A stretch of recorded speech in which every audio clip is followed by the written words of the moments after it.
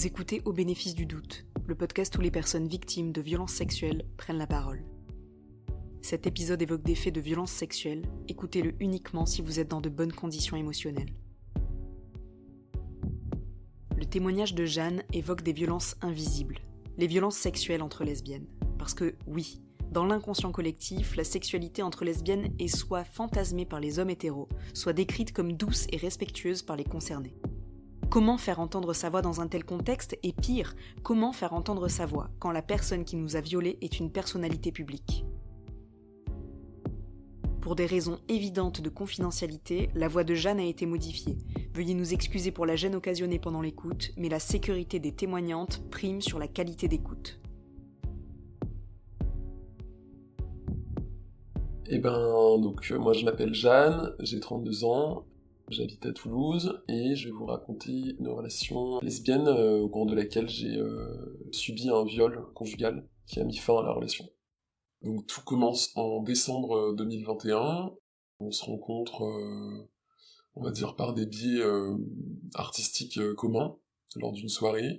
On se revoit assez rapidement pour reparler d'éventuelles aides professionnelles, une entraide par rapport à des projets que j'avais. Et en fait, on se retrouve très rapidement en format date, cette deuxième fois où on se voit. Et en fait, même on couche ensemble, donc voilà, tout se passe très rapidement. On passe la nuit ensemble, et sans savoir vraiment si une histoire sérieuse commence. Chacune fait un peu sa vie, et puis en fait, à force de se revoir, on en déduit qu'on est en train de former un couple. On partage énormément de moments créatifs, co-créatifs, voilà. Ensemble, et ça fait aussi le fantasme en face inassouvi, si j'ai bien compris, dans la mesure où on va l'appeler Voldemort, mon ex, dans la mesure où Voldemort était quelqu'un qui rêvait de vivre une vie pleinement artistique dans son couple, et que visiblement ça n'était jamais vraiment arrivé de par ses précédentes partenaires. Il y a, je le rappelle, un décalage d'âge certain aussi entre nous, environ 12-13 ans d'écart. Et moi, à ce moment-là, je suis quelqu'un, je l'ai toujours plus ou moins été, mais de fragile, parce qu'on va dire que j'ai une formation pas du tout académique pour faire l'art vers lequel j'allais, et qui était aussi le sien. J'ai un problème de légitimité, quoi. Et donc, cette rencontre, pour moi, elle est décisive, parce que elle est déterminante dans la mesure où elle me permet d'accéder à tout un réseau plutôt important et reconnu dans ce milieu-là, et je rencontre des gens incroyables, j'ai des opportunités artistiques qui se créent, voilà, dans des villes de France qui sont quand même très porteuses de ces genres de projets. Et en 3 mois seulement de relation, on vit plusieurs moments assez incroyable sur ce plan-là. Moi, je suis rémunéré, voilà. Enfin, c'est quelque chose où je commence à m'identifier comme quelqu'un d'important, reconnu, et je commence aussi à prendre la confiance que j'avais pas en moi. Cette part un peu creuse de ma personne, elle a été un peu comblée par l'assurance et l'expérience, même le CV, quoi, si j'ose dire, de mon ex. Et donc, il se passe en février 2022 le drame, une certaine nuit où comment dire, il y a un dérapage, en fait, comment on pourrait appeler ça, on s'était déjà mis d'accord sur le fait qu'il y avait des pratiques sur lesquelles moi, j'allais pas déroger, quoi, je voulais pas avoir une sexualité extrême, débordante, ou voire même avec des jeux de rôle, des mises en scène, etc. Et régulièrement, j'avais des surnoms qui m'étaient fixés, sans le choisir, mon ex qui me prenait pour une personne inférieure dans des mises en situation, donc il y avait vraiment, en fait, ce rapport dominant-dominé, de façon tacite dans la relation depuis le départ, en fait, de façon psychologique, c'était clairement de l'emprise. Moi, je m'en étais pas du tout rendu compte de ça. Par contre, sexuellement, c'était très obvious qu'il y avait une sorte de systématique d'elle vers moi, où il y avait des rôles, en gros, punitifs. Il fallait que moi, je sois une fautive, et que elle vienne être une correctrice. Et ça me dérangeait énormément.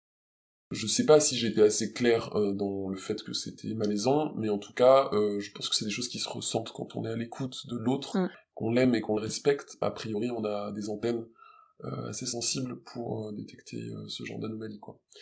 Et c'était pas le cas en face, donc ça allait souvent un peu loin dans ce délire un peu fiction, dans lequel je me retrouvais pas du tout.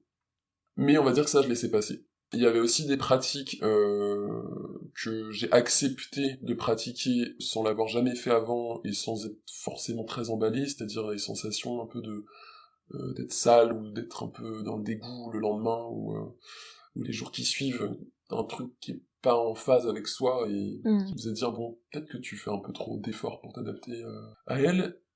Et ce fameux soir en février 2022, il y a effectivement dans son attitude, dans son regard, dans ses yeux, je sens une espèce de voile de folie qui apparaît, je la reconnais pas, mais en même temps je la connais pas tant, c'est ça aussi qui me fait dire mais je suis chez qui, je suis avec qui depuis le début.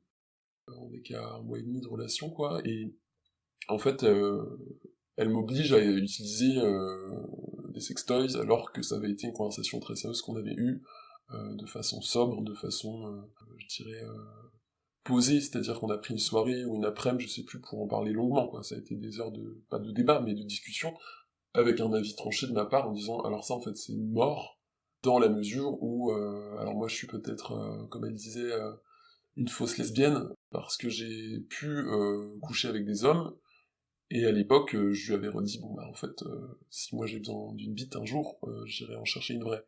J'ai pas envie de reproduire des codes du patriarcat avec des objets en plastique en fait. Donc soit je m'en passe largement, soit si ça arrive, je sais vers qui me tourner, il y a des mecs absolument bienveillants et safe, d'ailleurs beaucoup plus qu'elle, dans mon entourage quoi. D'autant plus, je précise qu'on était en relation polygame, parce qu'elle en avait envie et je m'étais plié à ça, ça me posait pas spécialement de problème, et je m'étais justement dit, parfait, s'il y a un besoin à ce niveau-là, avec des objets, etc., même, on va clairement nommer les choses, des pratiques BDSM qui, moi, ne me correspondent pas, elle peut très bien aller faire ça avec ses partenaires autres, ça m'évite à moi de pouvoir le faire, quoi. Et en fait, je pense que c'est quelqu'un qui a une influence et un pouvoir dans son métier, dans sa vie, qui fait que pour elle avoir l'emprise sur l'autre, c'est une évidence. Il y a une impunité, il y a en effet des inhibitions un peu gratuites, si j'ose dire, c'est-à-dire qu'elle peut se permettre de dérailler, quelque part on lui en voudra pas, c'est pas possible. Qui pourrait lui reprocher quelque chose? À elle, en fait. Et elle a conscience de ça, parce que quand on se rencontre, et qu'on a ce fameux premier date, qui est d'ailleurs le seul date et le dernier, elle me dit, je pense que le fait que tu sois plus jeune peut me gêner, parce que j'ai peur d'avoir l'ascendant. Et ça, c'est une phrase que j'ai pas relevée sur le moment, je trouvais ça très honnête et très réglo de ta part de m'en parler, de me mettre en garde, mais comment savoir ce que ça impliquait réellement dans les faits derrière, en fait. Et du coup, ce qui est très violent dans les situations de viol conjugaux, je pense, en tout cas pour moi, c'est la rétrospective, l'analyse des éléments qui ont été dits de façon banalisée, quelques années après, au moment où tu digères et tu gères tout, t'as des flashs mémoriels assez intempestifs, tu contrôles pas ça, moi ça m'arrive le soir quand je me couche, je repense à plein de choses, des flashs, quoi, je vois sa tronche, je vois ce qu'elle m'a dit, etc., avec précision, et je me dis, putain, pourquoi Red Flag, j'ai pas... pourquoi je me suis pas barré direct, quoi. Et donc, suite à ça, évidemment, la relation est chamboulée. Moi, je me permets de lui signaler très rapidement, dès le lendemain, ou quelques jours qui suivent, quoi. Et bizarrement, elle prend beaucoup de distance avec moi à partir de cet événement. Le fait que je l'ai verbalisé crée chez elle une sorte d'autodéfense, en mode, bon, je vais pas prendre le risque de me confronter à la situation, parce que Jeanne m'expose de façon très facile. Moi, je suis quelqu'un qui parle, qui dit les choses, j'ai pas peur de confronter les gens à eux-mêmes, et il y avait trop de contradictions entre ce qu'on s'était dit et ce qui avait été fait, quoi. Alors, je mets pas les termes à ce moment-là, je mets pas tu m'as violé, je dis pas tu m'as agressé sexuellement, enfin, c'était pas possible d'inclure ça dans une histoire d'amour, en fait. Et moi, j'étais réellement amoureuse d'elle, je pense que elle aussi. Et en fait, là, il y a eu toute une manipulation, un renversement de situation. En fait, elle voulait me quitter, et sans le dire clairement, elle m'a ghosté un peu pendant 2 semaines. C'était impossible de communiquer, donc là, moi, forcément, j'ai un peu vrillé, j'ai envoyé des messages que j'aurais peut-être pas dû envoyer, du genre, bon, bah, en fait, voilà, il y avait des insultes, il y avait un côté très, très insupporté de ma part, je disais qu'elle était manipulatrice, qu'en fait c'était une connasse, enfin c'est vrai que je suis allé dans des termes qui n'étaient pas les plus glorieux de ma vie, mais en tout cas j'étais tellement désespéré et démuni que je lui suppliais quelque part de prendre une décision, comme si moi j'étais pas capable de la prendre, et ça dénonçait aussi déjà une incapacité à être autonome dans mon libre arbitre et une analyse claire de la situation. Si j'étais de facto en train de voir juste ce qui s'était passé, en parlant à mes amis proches, ce que je n'ai pas fait par honte, j'aurais sûrement pris un recul, et puis mes clics et mes claques, et j'aurais agi rapidement. Sauf que moi, j'avais cette espèce de passivité, cette lenteur aussi, ce confort à se dire, mais c'est elle qui s'occupe de moi, elle est plus âgée, elle connaît mieux la chanson, quoi, et les relations, et on vient de vivre un accident. Moi, dans ma tête, il y avait eu un incident, j'arrivais pas à qualifier exactement quoi. Et donc, je me rends plus compte qu'il y a une anomalie dans sa réaction à elle, parce qu'en fait, j'avais vraiment un fort besoin d'être rassuré, réconforté, consolé même, et à aucun moment j'ai eu ça. Au contraire, j'ai dû m'occuper, enfin, je me suis pas occupé d'elle, mais j'ai dû dealer avec des victimisations de sa part, plurielles, qui m'emmenaient moi à culpabiliser en fait. Donc j'étais monstrueuse du fait que je l'appelais beaucoup, je voulais absolument insister pour l'avoir au téléphone et que c'était pas possible, elle était en vacances, elle avait besoin de se ressourcer, il fallait que je respecte ça. Et d'autre part, je commençais à soi-disant lui faire peur, donc en fait je devenais l'élément dangereux du couple. Et moi, vu que je me remets en question très facilement, ça a accentué les choses en fait vers une fin dans laquelle moi je me sentais une flaque en fait, une pauvre merde hein, franchement pour dire les termes. On finit par se revoir fin mars 2022, on se rend nos affaires, un peu la classique de l'overcouple quoi, et là elle me dit juste j'ai vraiment besoin qu'on s'apaise, j'ai senti dernièrement que tes messages étaient moins violents, donc c'est pour ça que j'étais d'accord pour qu'on se voit. Mais avant ça, t'étais tellement en colère que moi, j'étais en train de tirer un trait définitif sur toi et j'étais prête à ne jamais te revoir, quoi. Mais bah, il fallait bien qu'on se rende la clé de mon appart, des trucs comme ça. Donc je me souviens très bien de ce jour-là, on était dehors, on discutait, et moi, j'étais encore dans une position... Enfin, c'est terrible, mais à quel point j'ai une image lamentable de moi sur cette période, parce que je me sens soumise encore, en fait. Ouais. On m'a fait du mal, j'ai dit les choses, et malgré que tout soit clair, en fait, bah j'ose ni mettre les termes, ni être dans une posture franche de « mais j'en ai rien à foutre de toi, tu vas sortir de ma vie, c'est moi qui te quitte, et ça dégage, en fait ».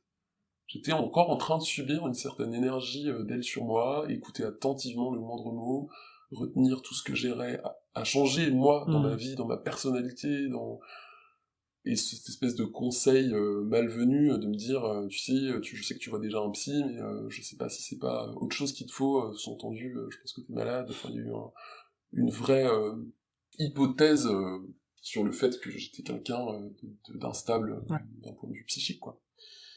Et c'est vrai que moi j'ai déjà des antécédents familiaux avec une enfance compliquée, etc.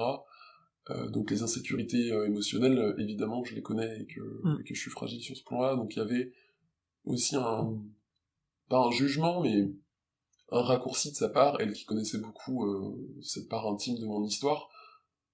Ouais, bah, je peux pas être le problème dans ta vie, parce que ça vient d'avant. Et donc ça donnait un peu une invalidité des faits, une annulation de la gravité des choses qu'elle venait de produire sur nous, sur notre histoire et sur moi et sur mon corps. Et en fait, elle s'est dédonnée très facilement.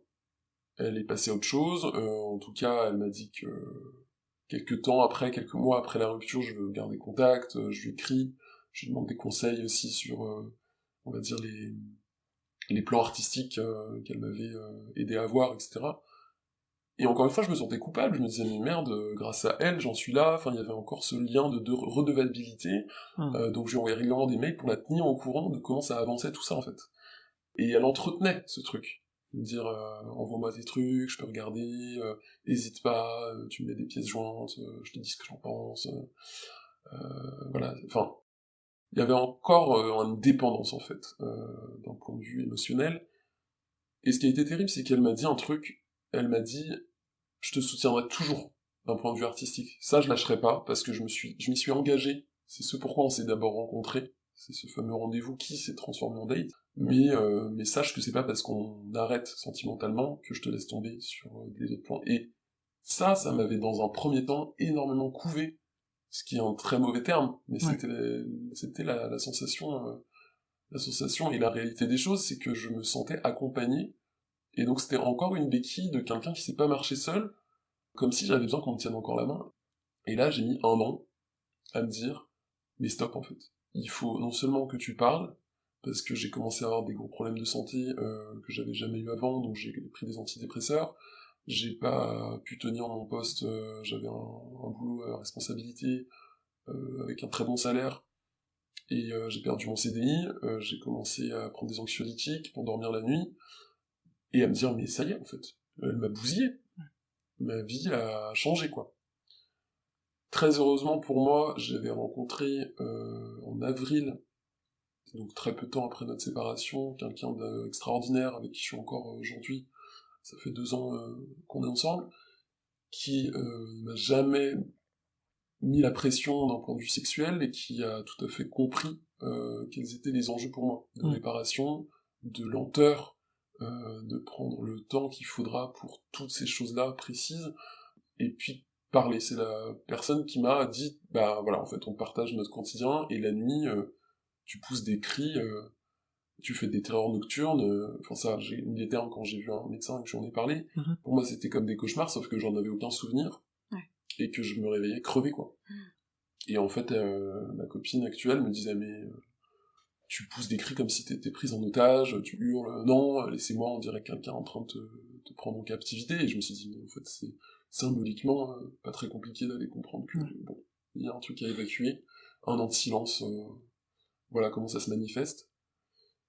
Et à partir de là, bah, j'ai brisé le silence. Ça a été une étape très compliquée pour moi, parce que en parler, ça m'a fait aussi perdre des amitiés, parce que dans le milieu de l'art, on va pas se mentir, l'image publique, en fait, c'est ça qui est paradoxal, on se bat pour se rendre visible, et puis dans certaines situations, il faut absolument faire marche arrière. Et moi, j'ai été très honnête, parce qu'à l'époque, j'étais dans un collectif, on était que des nanas, et j'ai dit, des personnes non-binaires, et j'ai dit à tout le monde, voilà, il m'arrive ça, je pense que je vais porter plainte. D'abord, je vais essayer de passer à l'amiable en envoyant un mail à mon ex pour lui proposer une médiation et quelque chose de...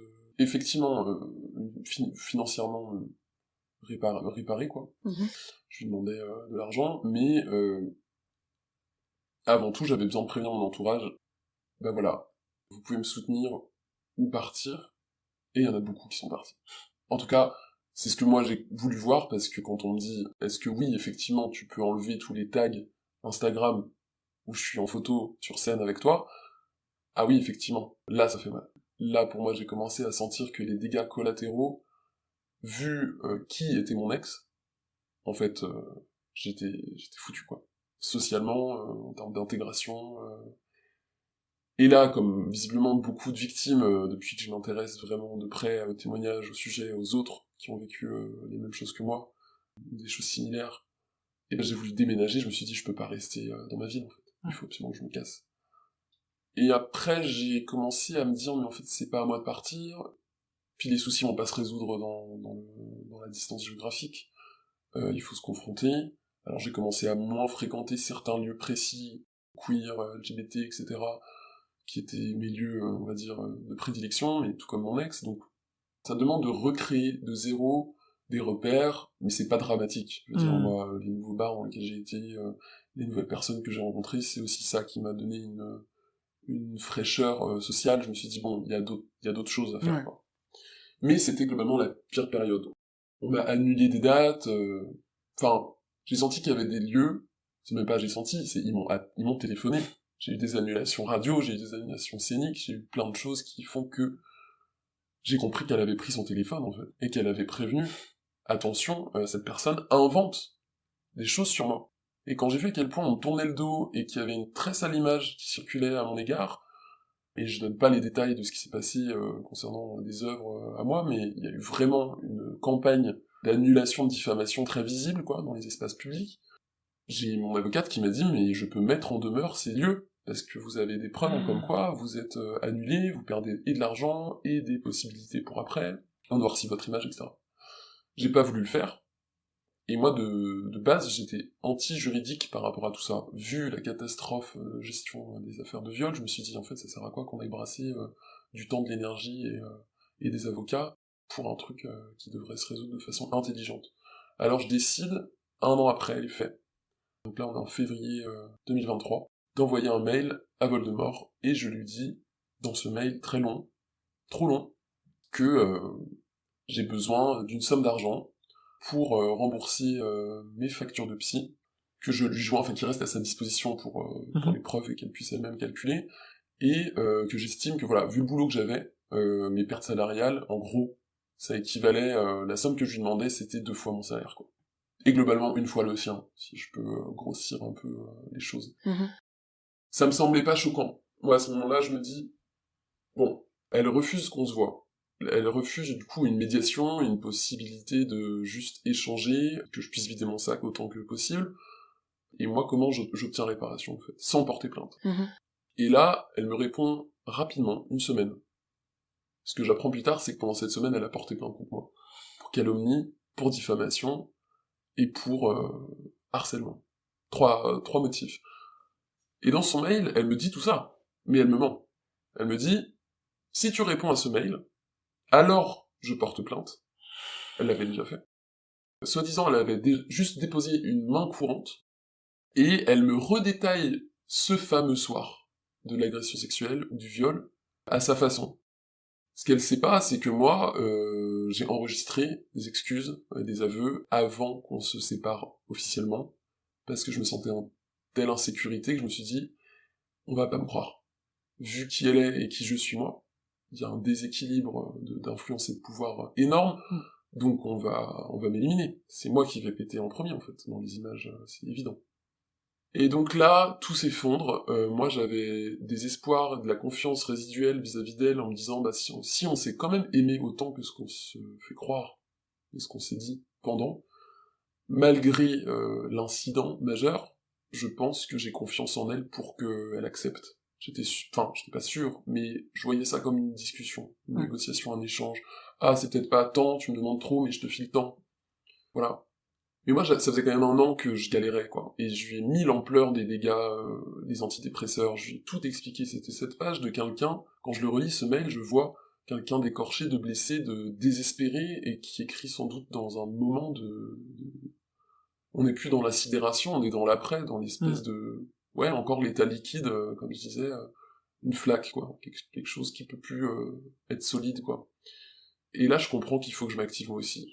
Je me dis, c'est elle qui a enclenché la voie juridique, il faut que je me défende, je peux pas laisser faire ça, je veux dire, je suis pas non plus morte à l'intérieur à ce point-là, donc on se bouge. Et je vais au commissariat, je dépose plainte, et là, je vis...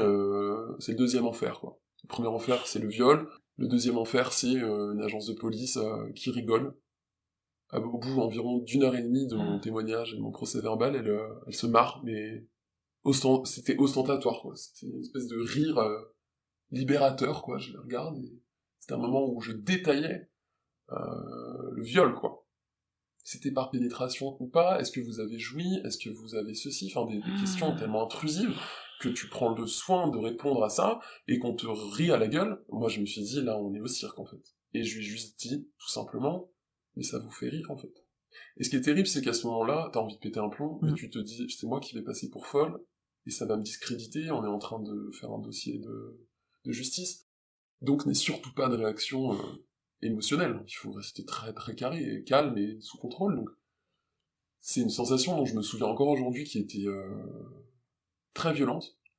Et là, elle me répond, non mais, mademoiselle, je fais mon travail, hein, je vous écoute, hein, depuis tout à l'heure, je fais quoi? Bah, j'écris, je vous regarde, j'écoute, je fais mon rapport, donc je vois pas où est le problème. Et on continue. Voilà, après, 2e gag, il y a sa collègue qui rentre dans le bureau, on n'a pas terminé, elle a un muffin à la bouche, elle lui dit, c'est quand qu'on va bouffer, Micheline? Et je suis là, bah super, la pause déj, ouais, c'est vrai qu'il est 12h40, Bichette, tu dois avoir faim, c'est important.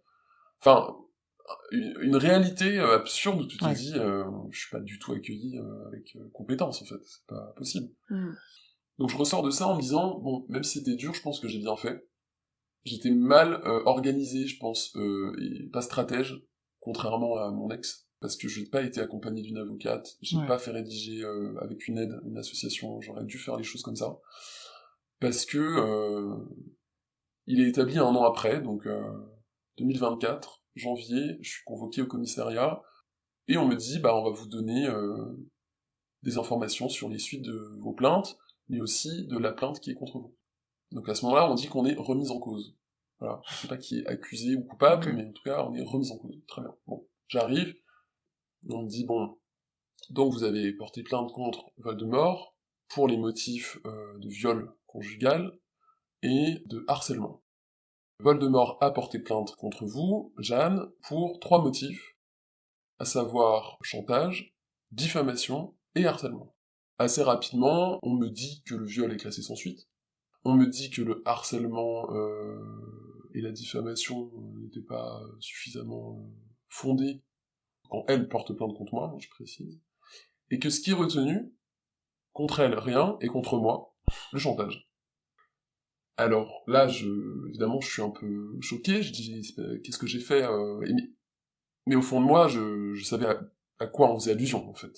Ce fameux mail que j'avais envoyé dans lequel je réclamais une somme d'argent en réparation de mes consultations de psychothérapie. Et la réalité, c'est que j'avais un neurologue, moi je ne voyais pas un psychiatre pour mes antidépresseurs, mais je voyais un neurologue, et c'est lui qui me prescrivait mes anxiolytiques et tout ça, et en fait, il me coûtait 85 € la séance, quoi. Voilà.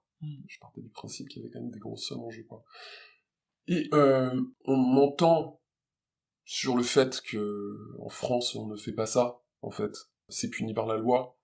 On m'entend sur le fait que je mens pas, j'ai bien envoyé ce mail, que j'avais aucune notion ni intention que ça pouvait être représenté comme du chantage, l'intention étant de trouver une façon à l'amiable de réparer les choses, sauf que ça, la justice, elle aime pas.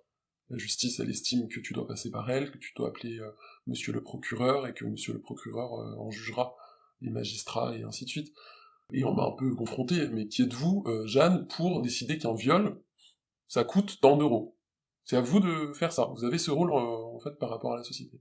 Et là, tu te sens comment? Tu t'embêtes, tu leur dis, non, effectivement, c'est pas à moi de faire ça, j'ai fait profil bas, je sais que c'est ce qu'ils aiment aussi, on m'avait quand même briefé sur le truc de commence pas à faire ta rebelle avec ta grande bouche, parce que là-bas, tu vas passer pour une illuminée, et puis ton dossier, le but c'est pas qu'on te rajoute des torts.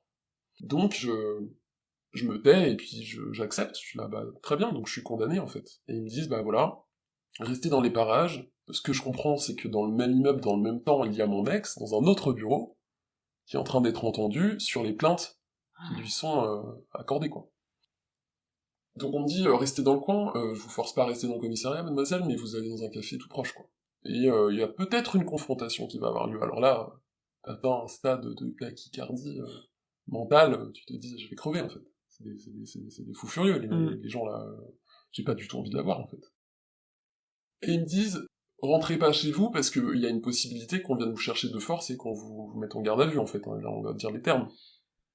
Ah oui d'accord, donc on dirait que j'ai tué quelqu'un, en fait, c'est quoi? Donc là, j'appelle une copine qui me fait passer le temps, on marche vaguement sur les quais, on attend. J'annule toute ma journée, en fait, c'était pas du tout prévu, moi j'avais plein de trucs à faire, pour attendre ça. Au final, il m'appelle pour me dire, il y aura pas de confrontation. Les choses sont clairement établies, vous avez avoué vos torts, les siens sont... on dit pas qu'ils sont inexistants, mais en tout cas insuffisamment caractérisés, voilà les termes. Donc, vous allez revenir et on va vous donner votre convocation. En gros, ils avaient échangé avec le procureur au téléphone et mis un petit document d'une page sur lequel c'était marqué « Le 28 mars 2024, vous êtes convoqué au tribunal juridictionnel pour avoir menacé de révéler des informations pouvant nuire à la dignité et l'honneur de la personne, en citant le nom, prénom de mon ex, ce qui est passible d'une amende de 75 000 € et de 3 ans d'emprisonnement. » Et là, il y a un torrent démentiel à l'intérieur de mon corps, je me dis, mais qu'est-ce qui est en train de m'arriver? Comment c'est possible d'en être arrivé là? Donc là, je suis sidéré, j'ai des yeux écarquillés, je regarde le document, je leur dis, voilà, merci, quoi, je rentre chez moi, et ils me disent, est-ce que vous avez des questions? Est-ce que vous avez quelque chose à rajouter? Je dis, bah écoutez, mon avocate m'a conseillé de pas trop parler, donc je vais rien dire en sa présence, voilà, on va parler un peu comme dans les films. Je peux rentrer chez moi. Et là, la fliquesse qui était à côté, qui avait passé du temps avec mon ex dans l'autre bureau, me dit, est-ce que vous savez ce que c'est que la définition du viol en France?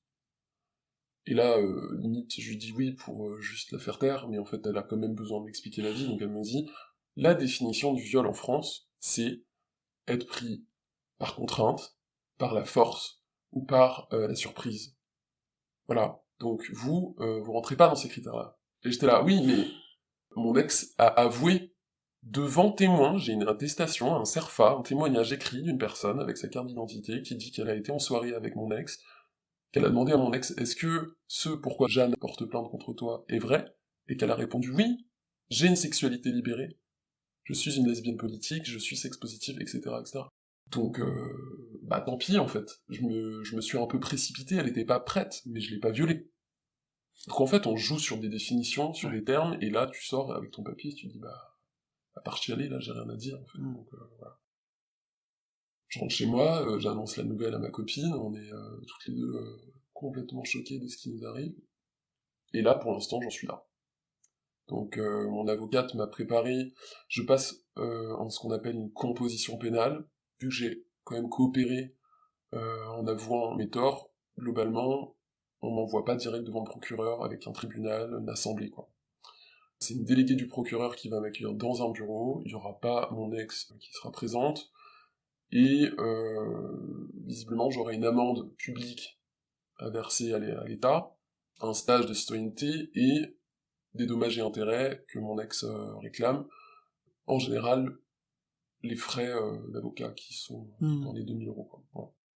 Donc j'attends ça, mais mon projet à moi, là je tire ma peine, on va dire. J'ai un casier judiciaire du coup, par conséquent, qui n'est pas consultable par mes employeurs, mais ce qui est quand même un comble, c'est que moi je suis condamné pour chantage. Et mon avocate me dit, la composition pénale, en fait, c'est du chantage sur vous. Parce que je lui dis, il se passe quoi si je refuse, en fait, toutes ces peines? Si je dis, j'ouvre ma bouche dans le micro et je dis, madame, en fait, je ne suis pas d'accord et que je ne vais pas payer des réparations à quelqu'un qui m'a violé. Vous remettez pas dans le contexte. Les circonstances font que j'ai été déstabilisé très fortement pour en arriver à réclamer une somme pareille. Et la formulation de mon mail n'est pas de la menace. J'écris pas si tu ne me donnes pas ça, alors je vais faire ça. Ouais. Attention, c'est pas écrit comme ça. Ça a été interprété comme tel. Travail de l'avocate de la partie adverse a bien fonctionné dans ce sens. Et là, mon avocate me dit, ah non, vu que là vous avez avoué que vous avez été bien sage et gentil, bien civilisé, on vous félicite, mais par contre on vous demande le silence. On vous demande de dire oui, pardon, au revoir, je paye, et basta. Si vous refusez, en composition pénale, on n'a pas le droit au plaidoyer. On n'est pas là pour négocier sa peine. On est là pour vraiment payer, partir. C'est comme chez Carrefour, quoi. T'as acheté quelque chose, bah tu le payes et c'est fini. Là, je dis, bah je fais comment, moi, pour négocier? Enfin, j'ai pas ma libre expression, je peux pas dire que c'est pas normal.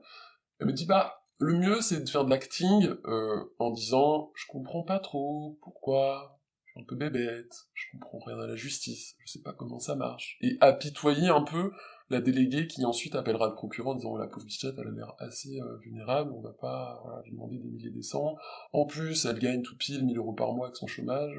Et ça, c'est des critères très clairs, il y a des grilles, donc a priori, je fais quand même partie des gens qui auront une peine amoindrie, quoi. Elle me dit, si vous refusez, eh ben ça empire. Vous allez au tribunal pour de vrai, votre ex peut être présente, vous pouvez demander le huis clos, mais c'est pas sûr qu'on l'accepte, donc il y a des gens qui peuvent débarquer, vous pouvez vous mettre face à peut-être 40 personnes qui soutiennent votre ex, vu qu'elle est très connue dans le milieu, alors que vous aurez peut-être 3 pecnos derrière vous, ça va vous mettre en position de faiblesse. Enfin, psychologiquement, c'est pas le même affront. Et puis, face à vous, il y aura des juges un peu moins tolérants, parce que vous les aurez sollicités, c'est de l'argent public. En gros, vous faites un peu chier le monde, quoi. Et donc là, ça me dit, en gros, la composition pénale, c'est fait pour se débarrasser de vous, des petites affaires, quoi, et éviter que vous soyez en train de vous expliquer, de compliquer les choses, et donc, en fait, c'est là où moi, je suis mise en chantage, en fait. Ouais. Donc moi, mon projet, c'est quand même de faire appel, quand je me serais remise déjà de cette étape-là, et que j'aurais purgé ma peine, pour l'agression sexuelle, parce que le viol, ça va être compliqué de faire des choses comme ça, j'ai bien compris, et le harcèlement, parce qu'en fait, ce que j'ai pas raconté encore, c'est que Voldemort, en avril 2023, donc autrement dit 1 an et quelques après les faits, quelques mois après mon mail, puis nos plaintes respectives, l'une contre l'autre, elle organise 2 soirées chez elle, et c'est là où ça devient ubuesque. Elle organise 2 soirées chez elle, au cours de laquelle elle arrive à réunir 4 personnes avec qui moi j'ai eu des relations amoureuses, plus ou moins longues.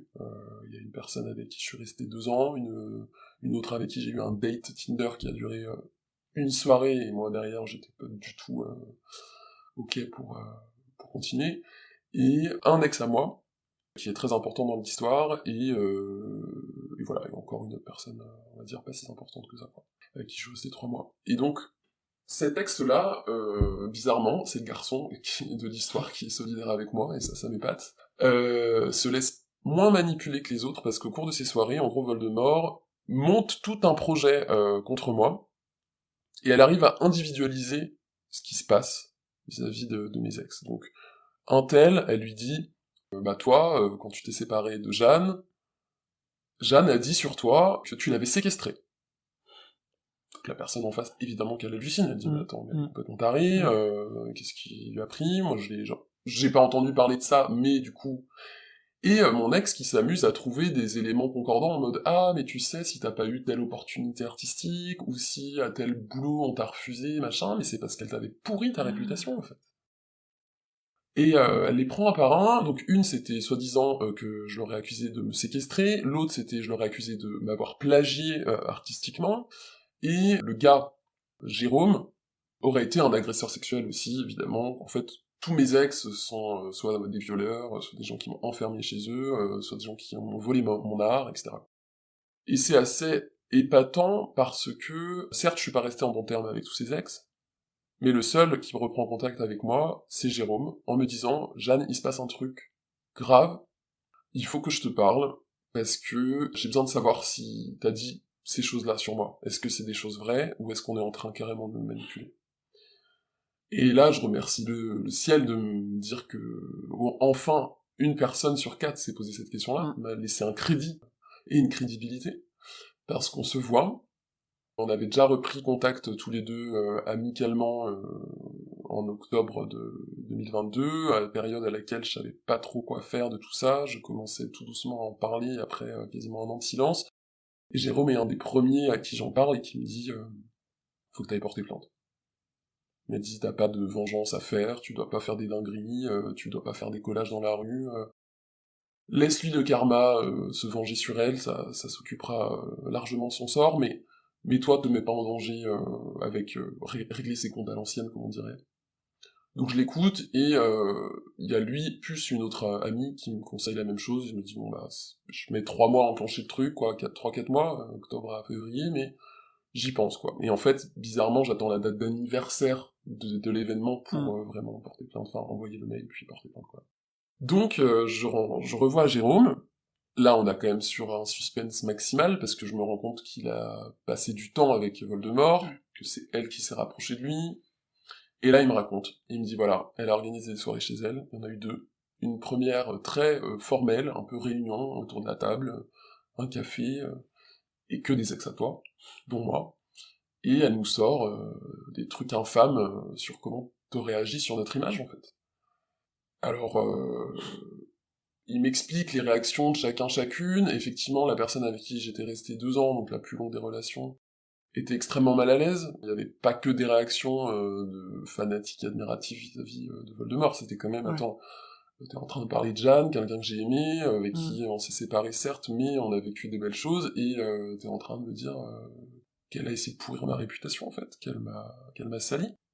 Et là, le mot d'ordre, c'est un peu, je vous laisse réfléchir, mais en tout cas, moi, je suis rassuré de vous avoir avec moi, je me sens moins seul, ça c'est des SMS qu'elle a écrits et que j'ai pu lire, que Jérôme m'a confié, qui ont été après des preuves, des pièces à conviction pour mon affaire, quoi. Je pensais, en tout cas, qu'il allait m'aider, mais pas du tout, en tout cas pas pour l'instant.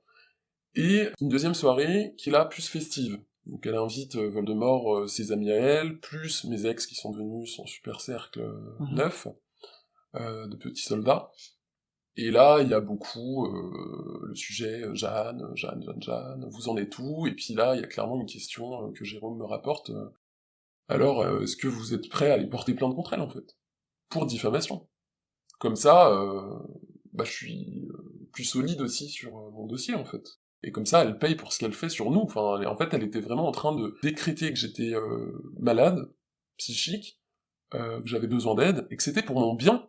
Ça, je l'ai lu. Donc globalement, j'étais responsable d'une énorme épidémie au sein de la communauté LGBT de la ville dans laquelle je vivais, quoi.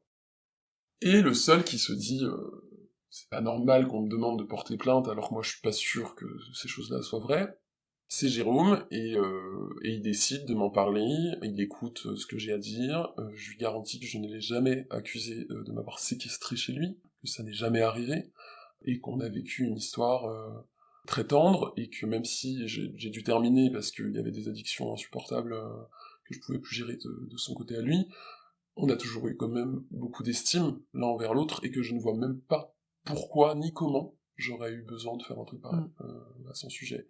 Sachant que c'était quelqu'un déjà d'assez fragile pour que j'aille en rajouter, moi je suis pas cruel, quoi.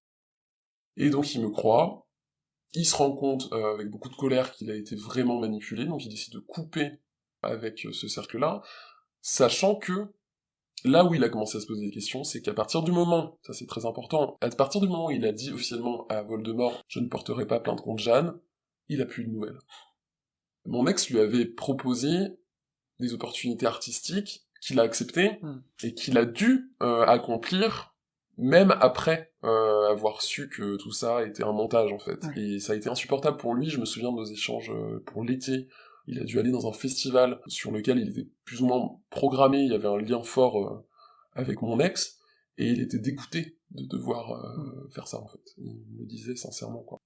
Et voilà, et en fait, j'ai jamais eu de nouvelles de mes autres ex, il y en a une, celle avec qui je suis resté 2 ans, à qui j'ai quand même envoyé un mail, j'ai pris le temps de me dire, vu que Jérôme m'a dit qu'elle avait été très mal à l'aise, j'ai peut-être un espoir qu'elle se dise, il y a un truc pas normal, je suis peut-être aussi capable d'écouter ce que Jeanne a à me dire sur le sujet, et en fait, j'ai jamais eu de réponse. Ah ouais. Ouais. J'ai jamais eu de réponse. Et c'est quelqu'un que je croise régulièrement dans des endroits, des bars, mais on s'ignore, quoi. Vraiment ce truc où moi j'ai pas du tout de confiance à me dire j'ai tenté une perche, ça elle a pas été saisie, moi je vais pas prendre un risque. Voilà, je crois que j'ai tout dit. Il me semble. C'est très complet. Juste, il y a des trucs qui me font réagir, enfin, si on remonte un peu en arrière.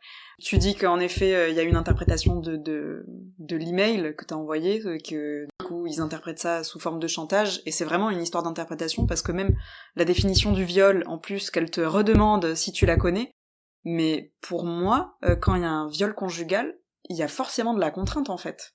Morale, psychologique. Bien sûr. Enfin, du coup, c'est complètement nié tout ce caractère-là qui gravite autour du viol conjugal. Ouais. Et là, en plus de ça, il y a le fait que il y a quand même, je sais pas si on peut dire un lien de subordination, mais elle te donne du taf en fait, cette personne. Exactement. Donc, bien sûr qu'il y a une contrainte morale. Elle est plus âgée, enfin, même si t'es une adulte, voilà, t'es pas mineur, mais bien sûr que là aussi il y a une contrainte morale en fait. C'est complètement dingue cette manipulation de cette définition en fait là par la police.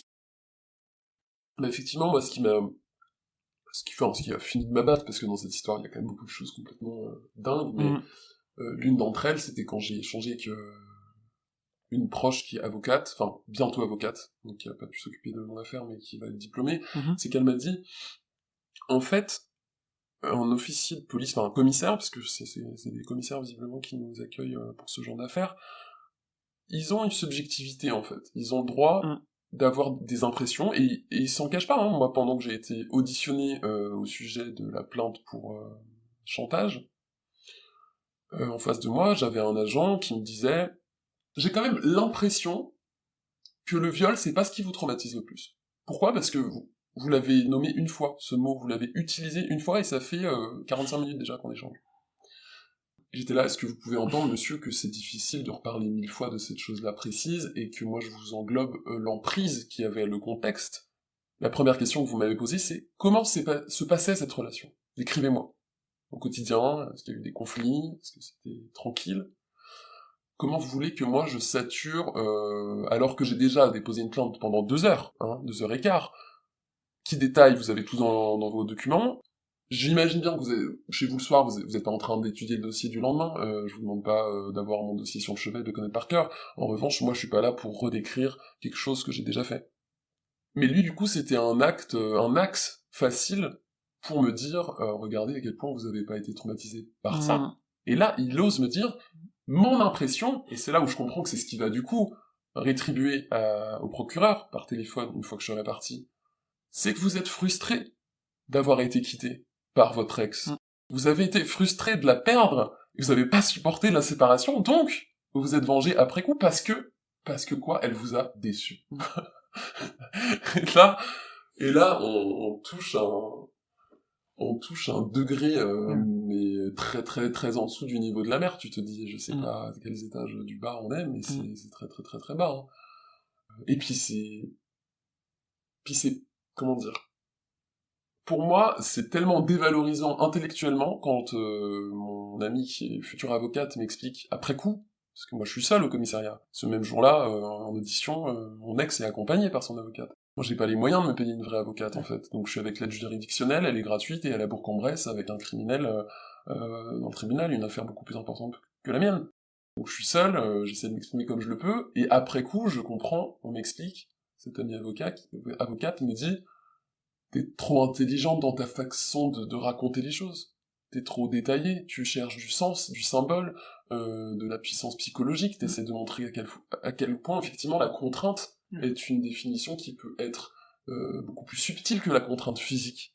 Ça englobe beaucoup plus de choses, d'être amoureux de quelqu'un, d'être admiratif, d'être dans un lien, effectivement, de subordination, dans la mesure où il y a une personne plus expérimentée, plus âgée dans un domaine. On est vraiment sur un syndrome disciple-maître, en fait, qui se reproduisait dans les schémas sexuels que mon ex avait besoin dans ses fantasmes et ses excitations. Donc, je me dis, mais en fait, il faut être bête, il faut se bêtifier lorsqu'on s'exprime face à un agent de police. Et je ne sais pas faire ça, moi.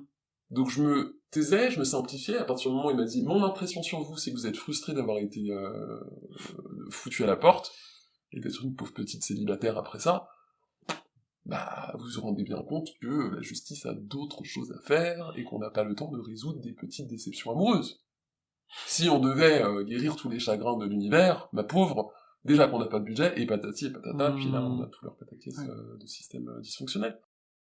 Donc oui, pour revenir à ce que tu dis, je suis bien d'accord avec la définition du viol qui stipule contrainte. Je pense qu'ils ont besoin d'une contrainte physique pleine de marques et de traces. Il aurait fallu que je fasse semblant de m'étrangler pour être crédible, en fait. Et moi, je fais pas de montage, contrairement à mon ex. Je suis pas en train d'inventer des histoires, des fausses preuves. Mais elle a su fonctionner dans la stratégie juridique, et donc je pense que c'est pour ça qu'elle a réussi à obtenir un gain de cause contre moi. Et mon espoir, c'est affaire à suivre. Je ne sais pas, en fait, ce que je vais faire. C'est, j'ai envie de dire, la suite au prochain épisode. Mais j'espère que d'ici là, la justice aura avancé. Moi, mes plus grands espoirs, c'est de voir à quel point l'actualité médiatique nous montre qu'il y a des femmes qui ont besoin, qui réclament ça de façon urgente. Le non-consentement est un viol, point. En fait, à partir du moment où un désir n'est pas celui de l'autre, il y a un gros problème, en fait, si c'est franchi par l'acte. Et des affaires comme la mienne stagnent, ou sont bloquées, voire en fait, arrêtées, parce qu'il y a cette mauvaise définition des choses. Et donc, voilà, la suite, ça va être éventuellement d'avoir une avocate présente, s'il le faut, payante, pour faire appel dans l'histoire de viol. Parce que le harcèlement est allé... Quand moi je dis que j'ai porté plainte pour 2 motifs et contre 3 personnes, d'ailleurs je l'ai pas expliqué, c'est que Voldemort était assez intelligente pour ne pas tout faire seule. Et assez influente pour que les autres acceptent, avec contrepartie, j'en sais rien, sans doute, ou même pas, ça se trouve elle leur a filé un billet de 200, ou des opportunités, parce que tous ces gens sont liés, mais elles ont beaucoup de points communs, c'est qu'on est tous des artistes, donc on galère. Et donc moi je la vois un peu comme un insultant dans son sérail, parce que elle peut avoir des soldats à ses pieds qui agissent pour elle. Et dans les preuves que Jérôme m'a fournies, il y avait des choses quand même très hallucinante. Et ma deuxième plainte a été bien accueillie. Là, j'ai été avec 2 agents très compétents, très bienveillants, et c'était 2 mecs. Voilà, encore une fois, les mecs dans cette histoire, bizarrement, eh bien, je les salue. Du coup, la deuxième plainte, pardon, peut-être que je te coupe dans le fil de ta pensée, c'était contre qui du coup? Alors, ma deuxième plainte, c'était contre mon ex, mais au fil de la discussion et de la description, donc j'amène plein d'éléments, les échanges SMS et les échanges mails que Jérôme m'a filés, depuis son téléphone, c'est, en gros, 3 personnes. Il n'y a pas que Voldemort, il n'y a pas que mon ex qui agit. Il y a, dans un premier temps, X, qui dit, si tu veux rentrer en contact avec Voldemort, si tu veux son numéro personnel, parce que Madame est une grande, qui se laisse désirer, qui se mérite, il faut que tu coupes contact avec Jeanne, donc tu la bloques sur Facebook, sur WhatsApp, tu m'envoies toutes ces preuves-là, et alors Voldemort daigne que tu puisses la contacter en direct, ouais, personnellement. Et là, c'est un premier mise en contexte, tu te dis, ah ouais, on est vraiment sur un truc très très organisé.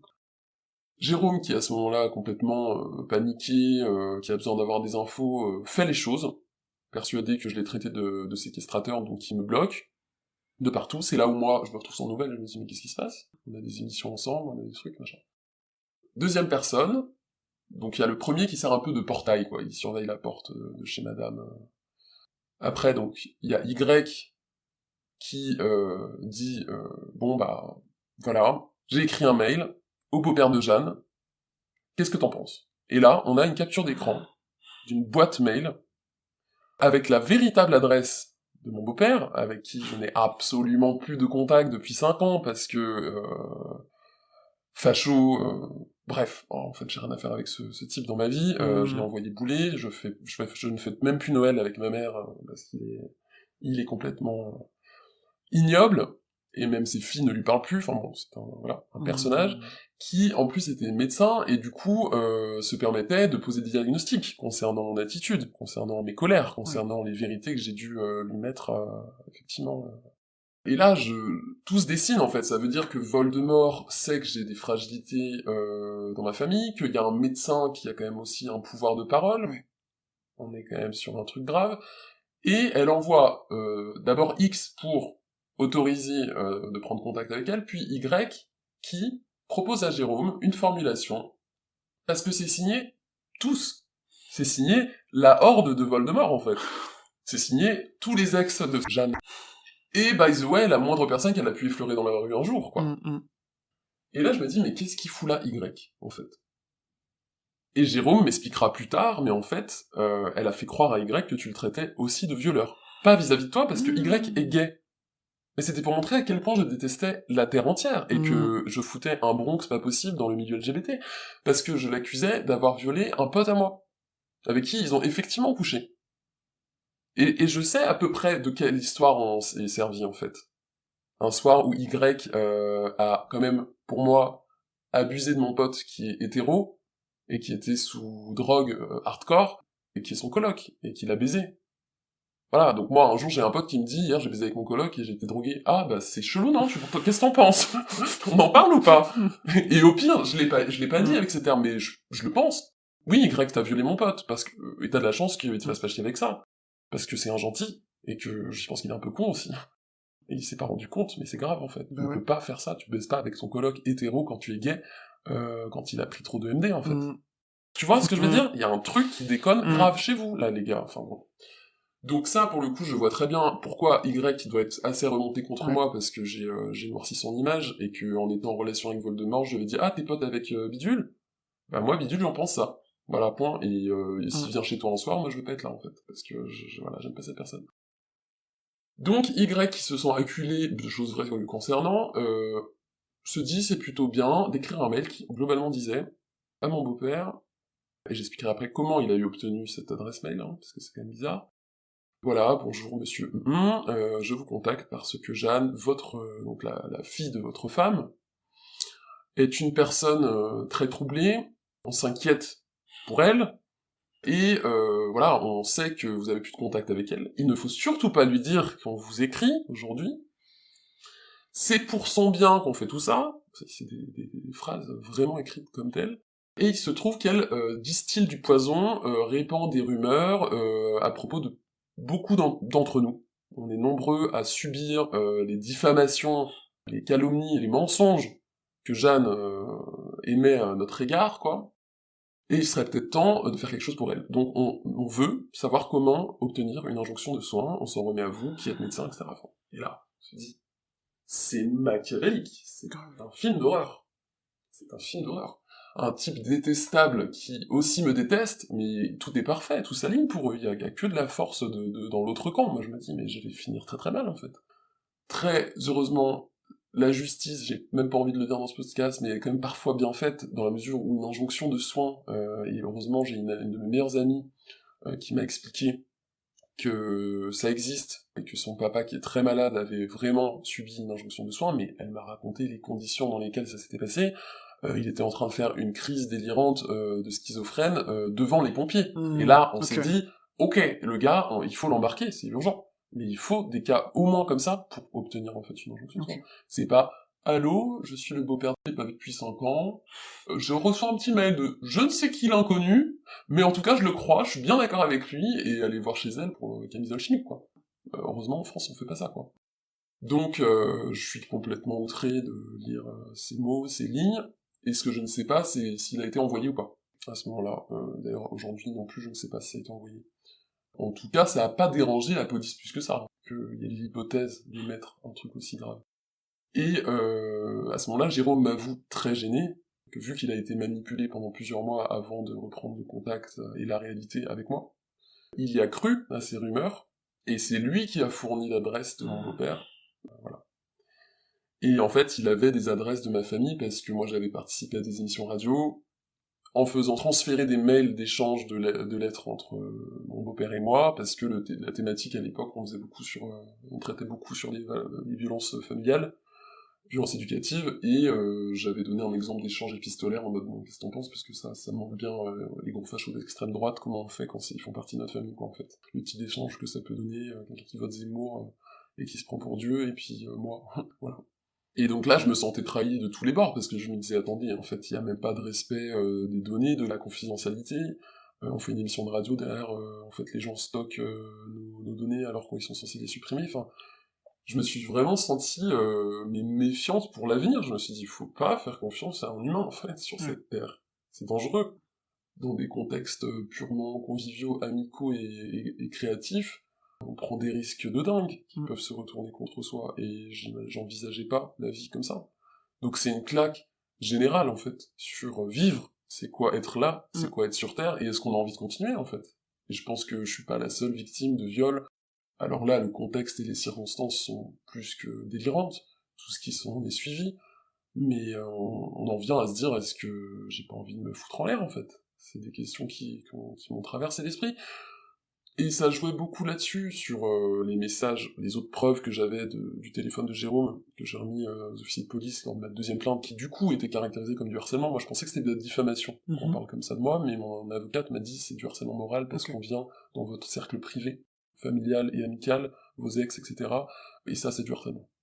Et c'est l'officier de police qui m'a dit, mais du coup vous portez pas plainte que contre Voldemort, vous portez plainte contre X et Y, qui organisent aussi un accès vers elle, entre Jérôme et les rumeurs, etc.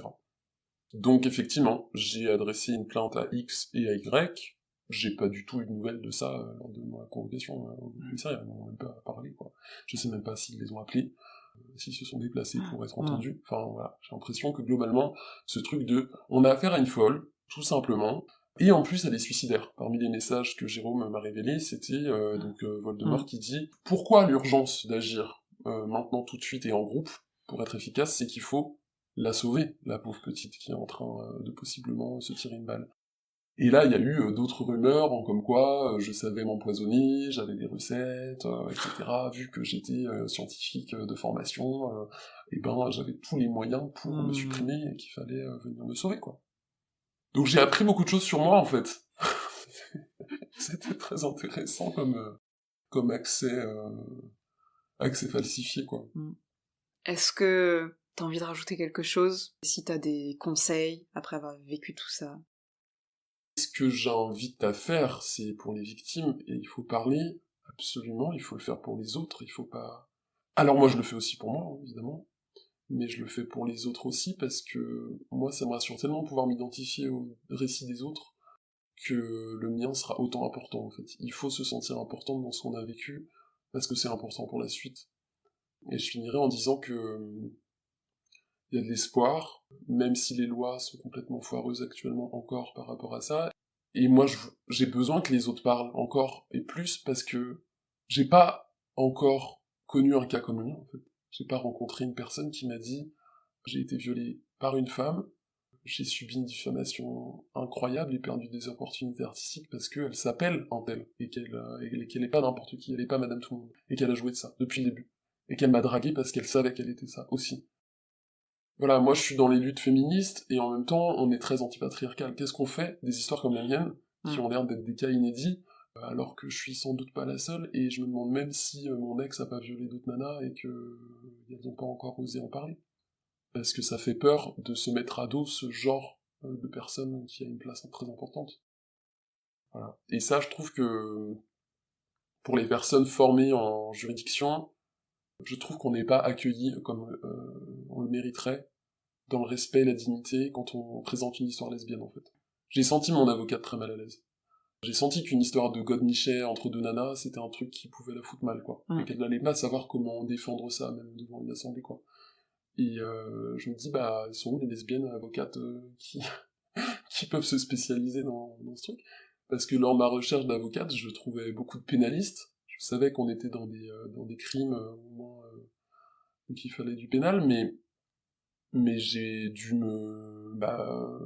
accepter d'avoir une avocate un peu aigrie, hétéro, et pas du tout à même d'appréhender ces problématiques, quoi. Donc ça, c'est encore un problème aussi, je trouve, je sais pas, faire des listes bien fournies, répertoriées, et que sur le net, c'est pas compliqué, on a tous les outils pour accéder à l'information. Pourquoi on n'a pas, comme on peut maintenant avoir des professionnels de la santé LGBT friendly, pourquoi il n'y a pas des avocats et avocates qui pourraient être un peu plus visibles dans ces axes-là de spécificité, quoi. Ça, c'est un truc qui manque. Hier soir, j'étais avec deux super copains, on parlait de tout ça, justement, du fait que je viendrais ici pour faire ce podcast, qui trouvaient ça très bien, qui me soutenaient, etc. Et je leur ai dit quelque chose qui me semble très vrai. Je leur ai dit, en fait, ma plus belle revanche sur cette histoire, c'est de prendre soin de moi, mais à l'extrême, en fait. Je bois plus, je fume plus, je fais du sport, je vais nager, je fais 5 heures de danse par semaine, je fais plein d'activités qui me remplissent. Je ne travaille pas, c'est hors de question. Moi qui suis une coupable éduquée à ne pas travailler pour la société française, aujourd'hui je me dis, bah prends bien le chômage, et enfin ce France Travail, qui a réduit d'ailleurs de 400 ou 500 euros mes allocs depuis la réforme, bah saisis-le pour te guérir, et pas de ta folie, mais prendre soin dans une préparation. Le 28 mars, c'est moi qui vais au tribunal, et qui vais dans un bureau, et qui vais apprendre combien de travaux d'intérêt généraux je vais avoir, au lieu d'une amende, ou au lieu d'une peine de prison. Enfin, je pense qu'il y a eu presque un fantasme badass de ma part, quand j'ai des phases un peu égo-narcissiques qui reviennent, c'est de me dire, mais fous-toi dans la merde, en fait. Bourre-toi la gueule, fais-toi mal, va faire la fête, abîme-toi, en fait, jusqu'à cette date terrible, en fait. Naturellement, j'ai eu envie de faire ça, et je l'ai un peu fait. Je veux dire, les premières réactions, mes premières semaines, ça a été d'être au bar tous les soirs. Ma meuf est barmaid, j'étais dans son bar tous les soirs, et je parlais de ça, bourré, des gens à peine connus. Enfin, je me disais, mais là, il faut que j'évacue, sans dire qui c'est. Mais il m'arrive un truc de dingue, les gars. Et c'est presque historique, en fait, je crois. Hier, quand j'ai parlé de ça à mes potes, ils m'ont dit, mais c'est exceptionnel. C'est un récit qu'il faut écrire, c'est une histoire qu'il faut qu'elle soit imprimée quelque part. Parce que c'est dantesque, en fait. Il y a tellement de complexité, de volonté de nuire, c'est ce que je retiens. C'est que comment j'ai pu aimer cette femme dont j'ai si peur aujourd'hui, en fait. Qui est capable des pires choses, et qui est entourée. Elle a plein d'outils pour se faire entendre et gagner, obtenir, en fait, ce qu'elle veut. Ça, c'est terrible. Donc ma vraie revanche, pour moi, le conseil, si je peux émettre ça, c'est maladroit, c'est bizarre en fait de donner un conseil sur un truc aussi terrible. Mais une réaction que je trouve positive et dont je me félicite, c'est le yoga, la natation, ouais, respirer, manger hyper sain, et réussir à passer beaucoup de temps seul. Alors évidemment, le soir, moi j'ai pas de remède, à part prendre des anxios encore jusqu'au 28 mars. C'est difficile de dormir, parce que au moment où on est face à soi, on réfléchit qu'à ça. Moi je pense à mon histoire en boucle, donc je m'informe, je regarde des médias, je suis l'affaire Depardieu, parce que ça m'aide à me décentrer aussi de cette histoire qui m'appartient, et voir que je suis pas seul. Ça me fait appartenir à une communauté de femmes abîmées, de femmes qui ont dû subir ces choses-là, des choses non choisies, et qui pourtant peuvent impacter durablement nos vies, quoi. C'est ça qui me semble hallucinant, et terrible, et triste, c'est qu'on est si nombreuses à avoir vécu des choses comme ça, et c'est si beau, quelque part, qu'on vive cette époque-là où il y a la parole qui se libère, des vrais débats. Moi je remercie infiniment les journalistes comme Lénaïque Brédoux, Marine Turchi, qui font un travail incroyable avec Mediapart, qui font des années et des années d'enquête pour restituer des éléments fondés, et qu'on en arrive enfin à réveiller des consciences.